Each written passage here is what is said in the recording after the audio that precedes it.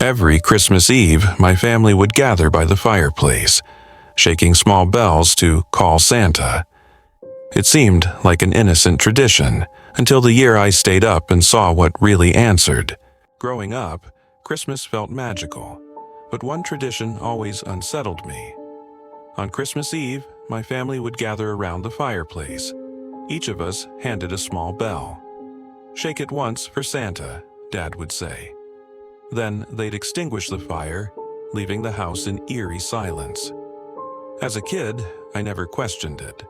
But every Christmas morning, I noticed something strange. The fire was always relit, and faint, charred handprints marked the brick around the hearth. Last Christmas, at 16, I decided to stay up. My parents and brother went to bed, and I sat alone, staring at the darkened fireplace. Hours passed in silence, and just as I was about to give up, I heard it. A faint jingling sound, growing louder. The draft hit first, cold and sudden. Then, from the chimney, it emerged. A tall, skeletal figure with ashen, burned skin and limbs that seemed too long.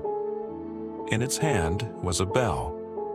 It shook the bell once, the sound sharp and piercing, and turned its hollow eyes toward me. A jagged smile spread across its face as it whispered, "You're not supposed to watch."